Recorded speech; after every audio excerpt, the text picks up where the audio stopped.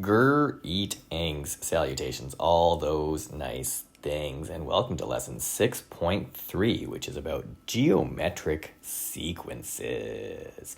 We've looked at one type of sequence so far. Those are arithmetic sequences, and as we recall, arithmetic sequences had a common difference. We always added the same thing from term to term, and that's how we got to each next term. And sometimes, sure, we could say that we're subtracting things, but subtraction can always be phrased as the addition of a negative number, right? That additive inverse. Geometric series have a different property, a different means of linking term to term. Take a moment. Look specifically at this first sequence listed, the 3, 9, 27, 81. And as you look at it, ask yourself how we get from one term to the next term. What is the thing that we do every single time? And once you have done that, see if you can use the same language. So don't change what operation you're using, right? If you said addition, stay with addition. If you said subtraction, stay with subtraction. Like use the same specific word, that operation, to describe how we get from one term to the next in this one with the 400, the 200, the 100, and the 50. And then, once you've done that, ask how you can apply that to the other two sequences. Spend like a solid 4 minutes. No, that's too many. 3 minutes.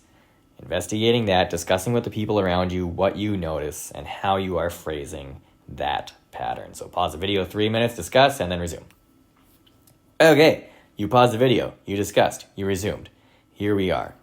To get from one term to the next in this first sequence, the thing we are doing every single time is multiplying by 3. So that gets multiplied by 3 to get 9. 9, we multiply by 3 to get 27. We multiply by 3 to get 81, and we would keep doing that for each next term. It's always multiplication by 3. The next sequence, it looks like we divided by 2 and then divided by 2. But remember, we were trying to phrase this using the same operation. So we multiplied by something. In this case, since we divided by 2, we multiplied by a half. And similarly, to get from 200 to 100, instead of phrasing that as division, we multiplied by 1/2. And same thing to get from 100 to 50. You can also say that there's something that we multiplied to get from term to term in each of the other two sequences. We'll talk about formal ways to get what that value is pretty much right away. So these are all geometric sequences. They are geometric sequences because they are sequences wherein there exists a common ratio between consecutive terms. So that ratio is what we were multiplying by.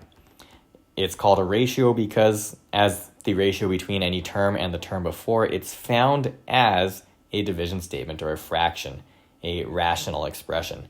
So Tn plus 1 over Tn is the general way to find it.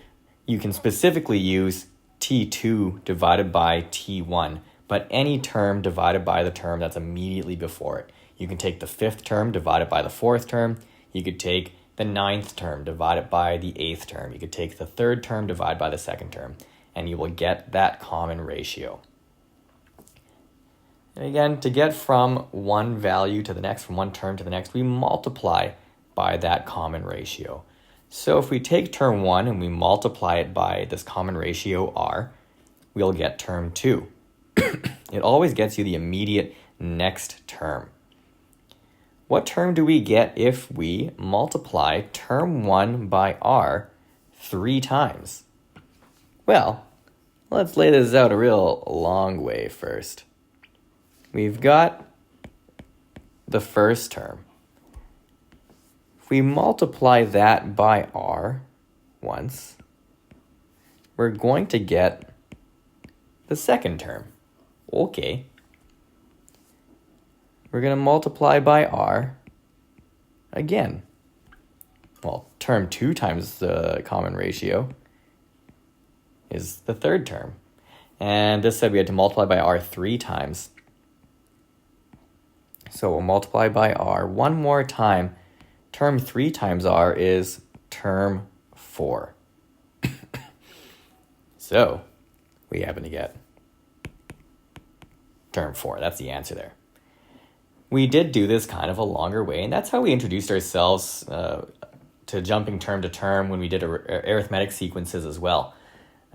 But similar ideas hold. Because we multiplied term 1 by r 3 times, the index increased by 3. So similarly, we could try this one, multiply term 23 by r 6 times, and we could set up by saying term 23 and then going term 24 and drawing an arrow to term 25, so on and so forth. It takes a while though. It's much faster to say that if we're multiplying by r 6 times, we're going to go 6 terms up. So instead of term 23, well, we're going to add 6 to that index, and we'll get term 29 instead. And similarly, multiplying tn by r 4 times is going to increase that index by 4. Note very specifically the notation here. This is different from something like this expression. Why? Because of the font size, the lack of subscript notation for this 4 in this case. This says take term n, whatever that is, and then add 4 to that value. This one says take term n plus 4 because the 4 is located in a subscript. It's low down there, same level as the n. So notation-wise, that absolutely needs to happen. If you don't do it that way, then you're not writing correct things. Now, worth considering, how many times do we have to multiply by r in order to get from term 1 to term 8, or term 12 to term 22, or from term n to term n? Take a moment, try these out, see what you get as conclusions for each one. Spend a solid, 2 minutes, 58 seconds. See what happens. All right, I didn't tell you to pause, but hopefully you did. And it's 2 minutes, 58 seconds later.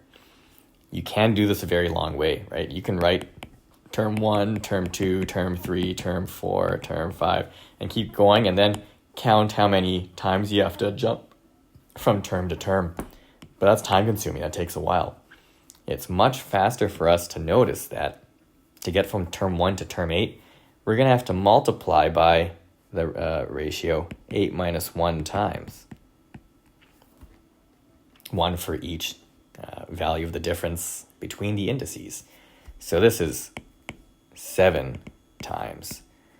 The key isn't really so much that it's 7. The key is really that it's 8 minus 1 specifically. So similarly, the key in this next one is that to get from term 12 to term 22, because those indices differ by whatever 22 minus 12 is, that's how many times you're going to have to multiply by that common ratio.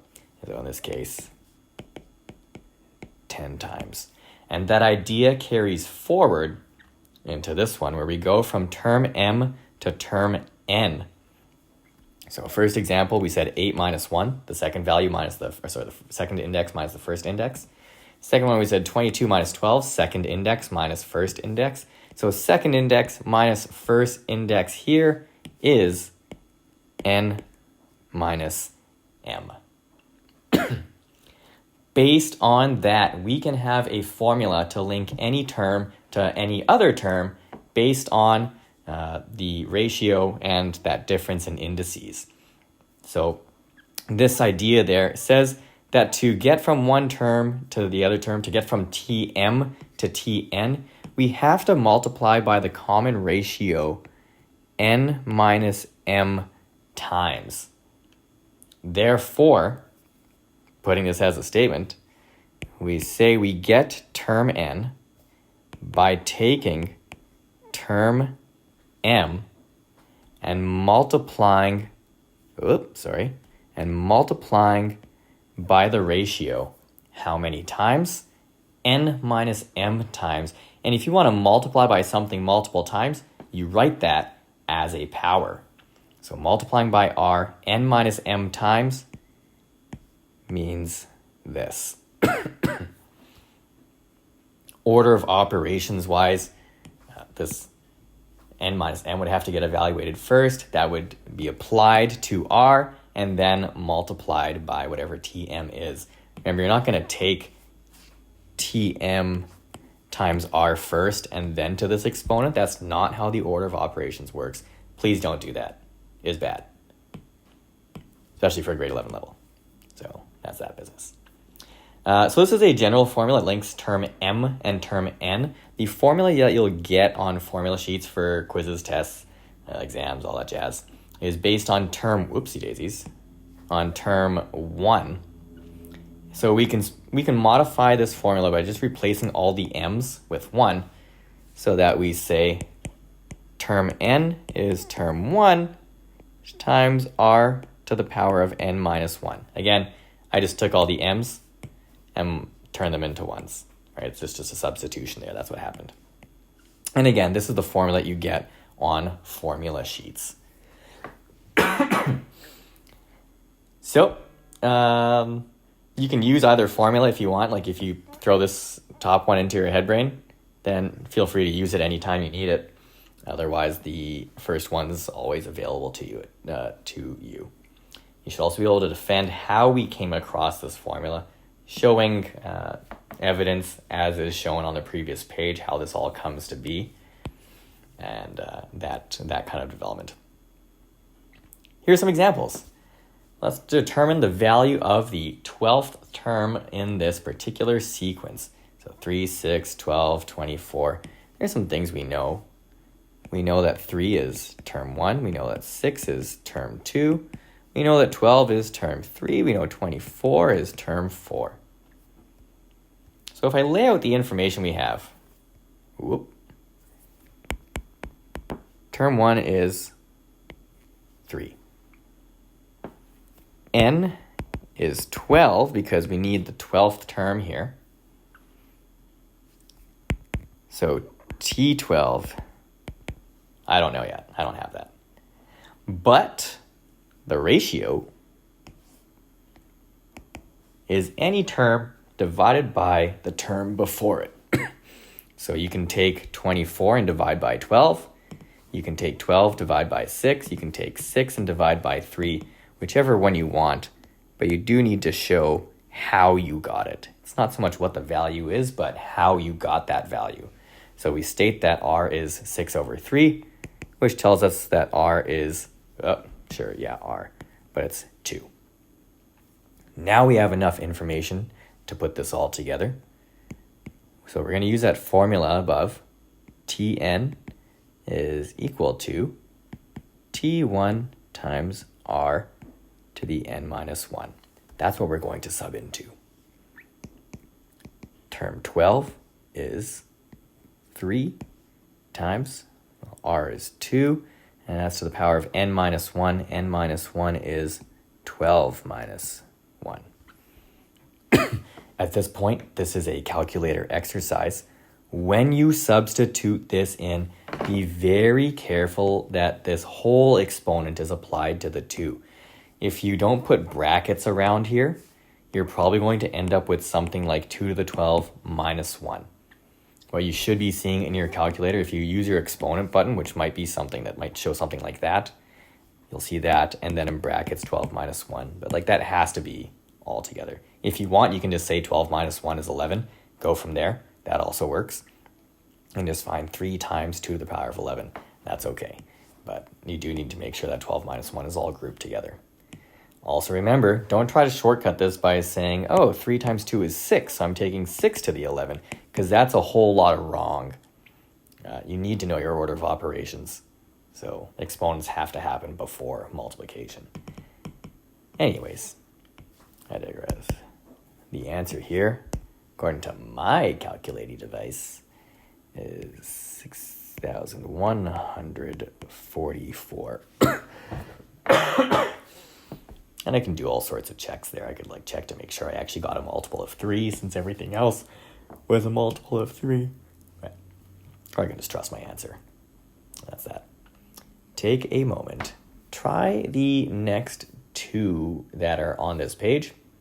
One thing worth noting is the last example, you might have a hard time showing the exact value on your calculator, but there are ways to do it.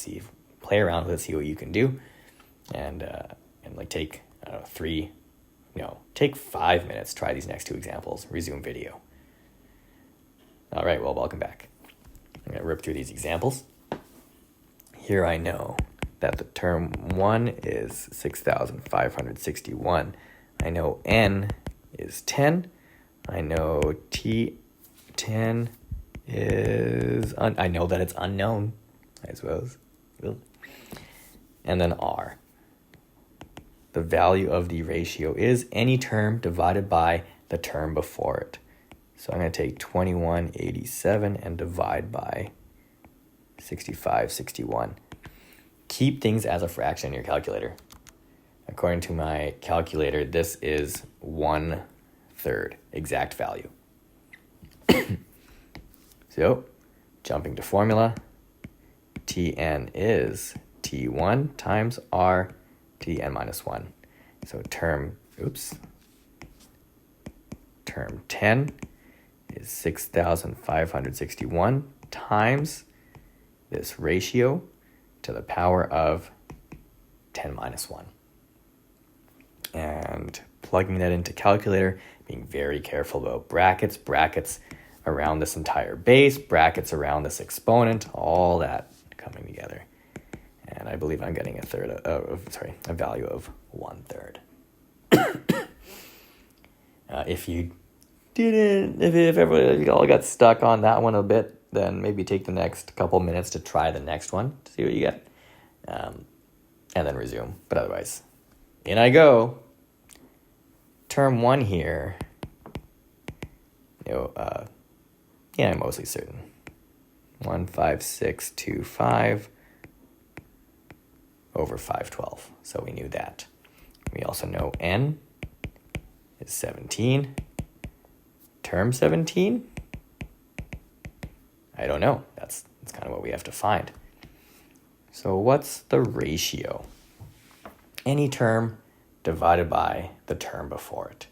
We can use any of these. We could say 625 over 32 divided by 3125 over 128, negative though.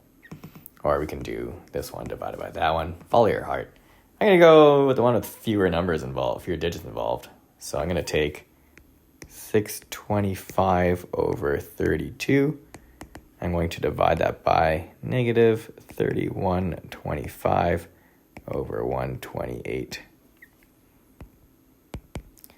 And I get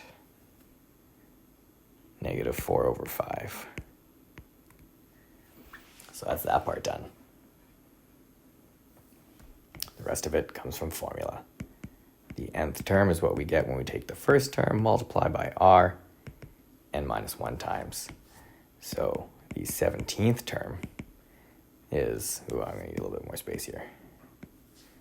So what we get when we take 15,625 over 512, and we multiply by the ratio 17 minus 1 times.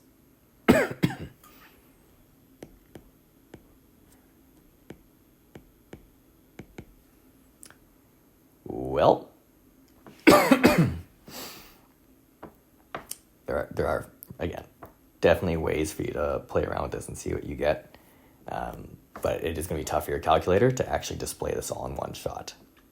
What is worth noting is that 625 is a power of 5.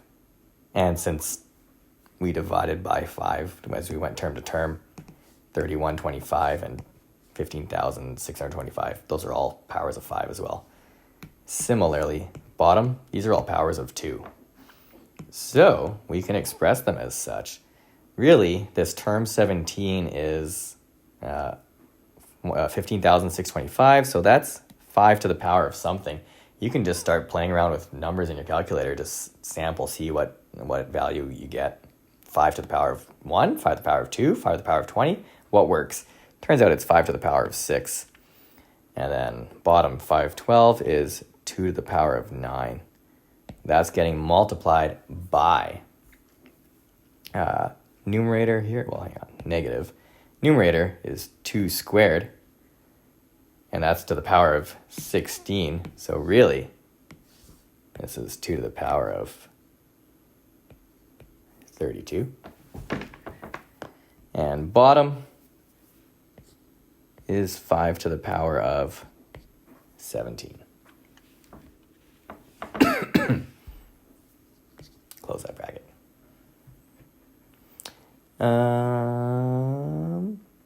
Did I do everything right? Oh, you know what I screwed up?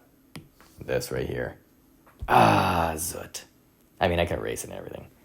This is an even exponent. 17 minus 1, that's an even exponent. You take a negative number, you multiply, or you apply an even exponent to it, it's not negative anymore. All right, that was never there. There's no video evidence that I ever had a negative there. Don't rewind. Simplifying this, I've got 2 to the 32 on top, 2 to the 9 on bottom. So that's like equivalently having 2 to the power of 23 on top. And then here we've got 5 to the 6 on top, 5 to the 17 on the bottom. That's equivalently having 5 to the 11. No, wait. Does that make sense? Arithmetic error again. Sorry, everyone. This shouldn't be 17. 17 minus 1. This guy. We even made this video. All right, it's 5 to the 16. So the difference there is 10. 5 to the 10. Nailed it. All right, calculator will still not be very kind in terms of being able to give you an exact value answer. It's going to spit out a decimal. And you can try converting it to fractions. If your calculator can handle it, wicked. More likely, you're going to have to calculate the numerator and denominator separately. So 2 to the power of 23, what does that equal? Put that into your calculator. 2 to the 23 is 8, 3, 8, 8, 6, 0, 8. And then 5 to the power of 10 goes into your calculator, and that is 9, 7, 6, 5, 6, 2, 5. Are any of these anyone's phone number? That'd be interesting. Anyways, that is that example done. Doozies of numbers, but definitely doable with a little bit of manipulation. And then there's the next page where we're not finding specific terms based on just the first term, but we got a little bit of more manipulation to do here. In this one, we've got a particular geometric sequence where term 1 is 3/2 and term 4 is 81 over 16. What is the common ratio? There's a number of ways we can approach this. We can try it essentially formulaically, right? Just start with Tn equals T1 times R to the n minus 1. I mean, you can, again, definitely use that. But if you approach this more conceptually, and it's the concept that gave us the formula anyways, then you can say that we get the fourth term by taking the first term and just multiplying by the ratio 3 times. And if you're not sure, I mean, you can always list them out. Term 1, term 2, term 3, term 4. Multiply by the ratio once, twice, thrice. Boom, we're there. There's the idea that the difference in the indices is what tells us the exponent. That's what we're working with. That's the real core concept there. With that in mind, we can say that 81 over 16 is the same thing as 3/2 times r cubed. You can divide both sides by 3/2 or multiply by 2/3. Multiplying by 2 slices that denominator in half. Dividing by 3, 81 over 3 is, 27. So there's that. To finish this off, we need to get rid of this exponent of 3. So we can apply a cube root to both sides. And you can use your calculator for that if you want. but hopefully we can see directly that the cube root of 27 over 8 is 3 over 2. And that one is done.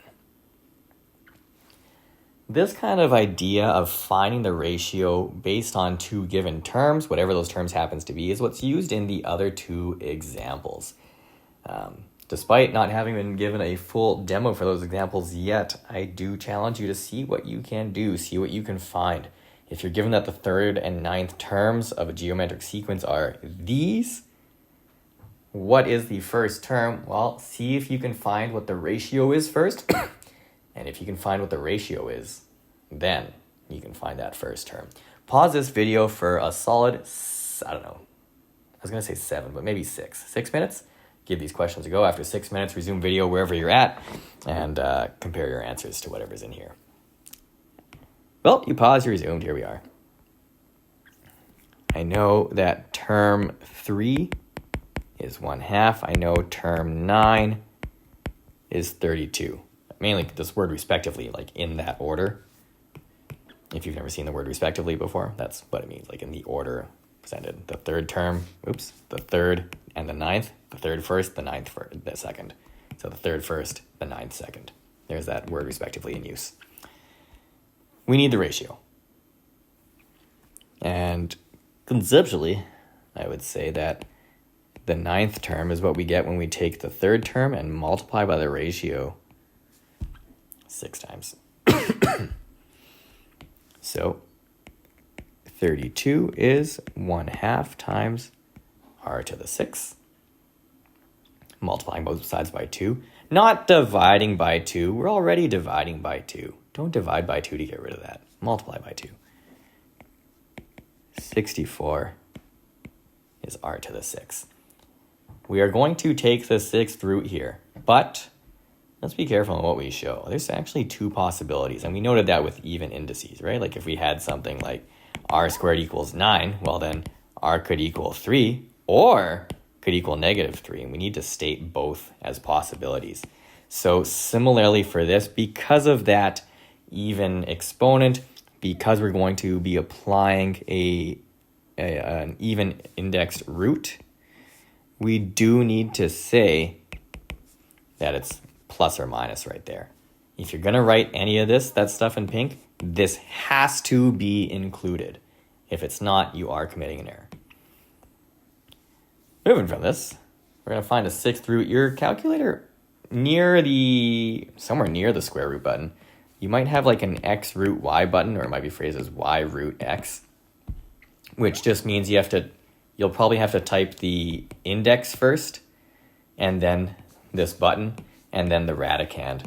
So in theory, you would type 6, you would hit that button, you would hit that x root y button, you would type in 64, you'd hit equals and see what you get. If it doesn't work that way, try the other way around. You should be getting an answer of 2. So make sure you can get an answer of 2 from your calculator. Make sure you know how to use those other indexed roots. R is, and not just 2. Remember, it's plus or minus 2. We don't actually have enough information to find out which one it is. If we knew some even term, like if we knew the 4th term, or the 6th term, or the 8th term, then we could find out, but we don't have enough information otherwise. Anyhow, let's finish this off. We need the first term. And I'm going to say that the first term and third term are linked. A couple ways of doing it. You could say that you get the third term by taking the first term and multiplying by the ratio twice. You could also phrase it as saying you get the first term by taking the third term and dividing by the ratio twice.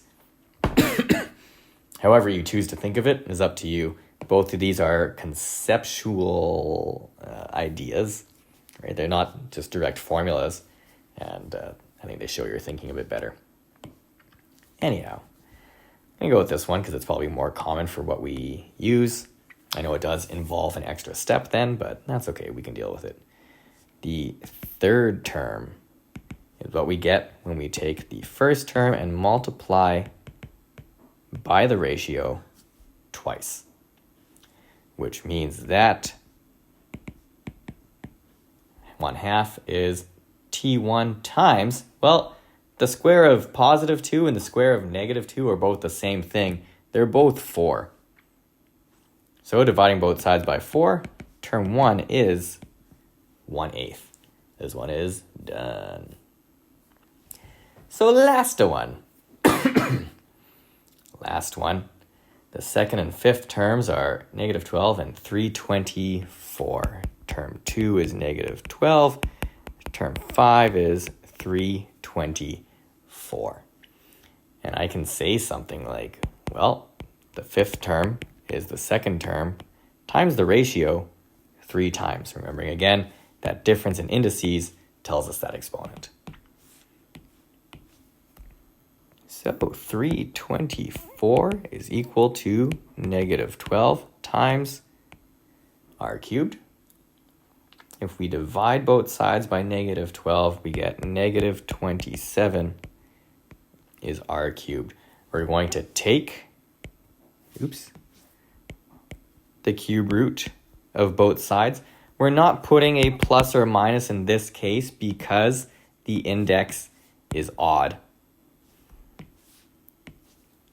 We are just saying that r is negative 3. There's no other numbers such that the cube of it is negative 27. So the cube root of negative 27 is just straight up negative 3. That's the only one we look at. And now we need to find the 10th term.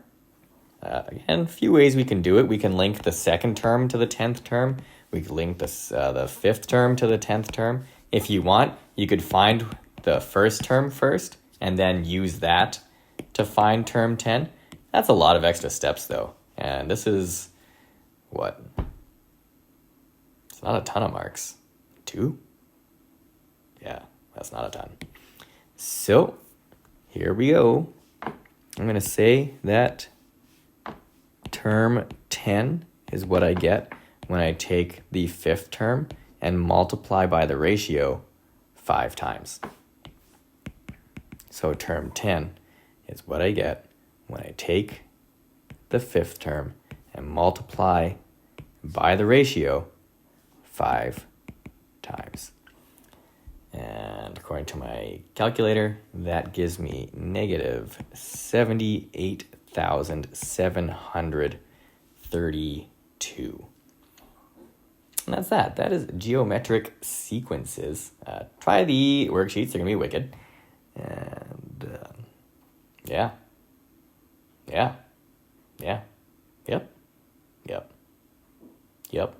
Yep, this video's done.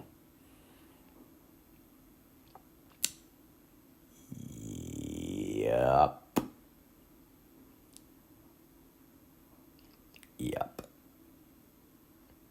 Should I stop this? Yeah. Yep. Okay, it's done.